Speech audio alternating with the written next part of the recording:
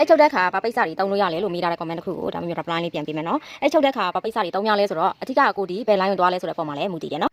အခုလက်ရှိအဲ့ချုပ်တာပေါ့နော်ဒီချီတဲ့အချုပ်တဲ့ဒီအမျိုးသားတွေမှာနှစ်ပိုင်းတော့မြင်လို့ရတယ်ဗာလဲဆိုတော့တိုင်းရင်းသားရိုးရာချီတဲ့ချုပ်တဲ့ line နဲ့ဒီအပြင်ဒီ cotton ပေါ့နော်ဒါ cotton တို့ဒီလိုမျိုးပိတ်စာတွေပေါ့တုံးတဲ့ line ဆိုတော့နှစ်မျိုးခွဲပြီးတော့ပြောလို့ရတယ်ဆိုတော့ဒီတိုင်းရင်းသားရိုးရာချီတဲ့ line ကြတော့ဒါတက္ကနာသွားထားလိုက်မယ်ပေါ့နော်အခုဒါမျိုး cotton line လေးတွေကိုအရင်ပြောပြပါမယ်အဲ့ချုပ်တဲ့ခါဘယ်လိုမျိုးချီထဲကတိတော်ဆုံးဖြစ်မယ်ဆိုလို့ရှိရင်အဓိကကွာရေမကြရဘူးပိတ်မယုံရဘူးเนาะအရာမကြရဘူးเนาะအဲ့ဒါကတော့တိတော်ဆုံးနဲ့အမှန်ကန်ဆုံးပိတ်ရွေးချယ်နည်း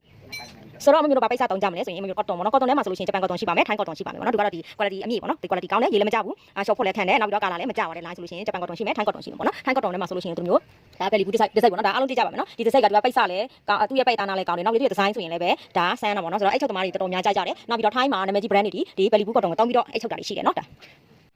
နောက်တစ်ခုကဗာလဲဆိုမျိုးဒါကြတော့ဂျင်းချီလို့ခေါ်တော့နော်ဒါကြတော့ဂျင်းချီ line ဒါက spot လုံးလေးဒါချင်းတာပေါ့နော်ဒါချင်းချီ line ဂျပန်ချင်းချီ line ဒါမျိုးပုံစံဒီဗာနဲ့သူပါတွေထွက်တယ်လဲဆိုမျိုးအင်းလေးချီထဲဒီမှာလဲဒီလိုမျိုးအစင်လေးတွေထွက်တာရှိတယ်နော်နောက်တစ်ခုကဗာလေးရှိတယ်လဲဆိုမျိုးဒီလိုမျိုးဒါထိုင်း cotton တွေကနော်ဒါ flat design တွေကဒီလိုမျိုးလေးတွေလဲတုံးလို့ရတယ်နောက်ပြီးတော့ဒါကဆက်ချုပ်သမားတွေတော့ပေါ့နော်ဒီဆက်နဲ့ချုပ်တဲ့အဲ့ချုပ်သမားတွေတော့ပေါ့နော်နောက်တစ်ခုကဗာဆက်တုံးလို့ရဆိုမျိုးအင်း cotton ဒါတချို့ local brand တော်များဒီအင်းလေးချီနဲ့ဒါချုပ်ကြတာပေါ့နော်ဒီလိုမျိုးဒါအင်းလေးချီဒါတွေနဲ့ချုပ်ကြတယ်လက်ချုပ်သမားတွေကြတော့ဒီကဒီလိုမျိုး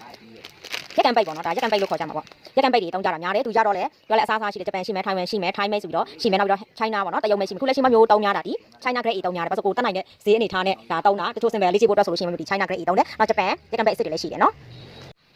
အခုနောက်ပိုင်းအဲ့ချုပ်တဲ့လူတွေမျိုးလေးလာကြည့်တဲ့ခါကျတော့သူတို့ဘယ်လိုချီမျိုးစားတွေထပ်ပြီးတောင်းများလဲဆိုတော့ချီနှုတ်ဆိုပြီးတော့တမျိုးတွေ့ရအဲ့ဒါတော့မတောင်းဘူးသေးဘူးဒါပေမဲ့အစင်လေးတော့တော်တော်လှတယ်ချီမျိုးစားကဘယ်လိုလေးလဲဆိုတော့မျိုးမသိသေးဘူးပေါ့နော်ချီနှုတ်ဆိုပြီးတော့အစင်လေးတော့တော်တော်လေးလှတယ်သူ quality လည်းကောင်းမဲ့ပုံမှာပဲကြည့်ရတာတော့နော်ချုံပြီးပြောမယ်ဆိုလို့ရှိရင်အဲ့ချုပ်တဲ့ခါပဲဒါအစင်ပြေလေးဆုံးလဲဆိုခုနမှပြောသလိုမျိုးပဲရေမကြဘူးပိတ်မရောရဘူးကာလာမကြဘူးပေါ့နော်အဲ့ဒီအချက်တွေနဲ့ပြည့်စုံလို့ရှိရင်ဘယ်ပိတ်စားမဆိုအဲ့ချုပ်လို့လှပါတယ်ရှင်နောက်ပြီးတော့အဲ့ချုပ်တာကလည်းအဲ့ဒီအပွေပုံမှာမူတည်ပြီးအဲ့ဒီဇိုင်းလေးတွေရွေးချယ်တက်ဖို့လဲလိုအပ်တယ်နော်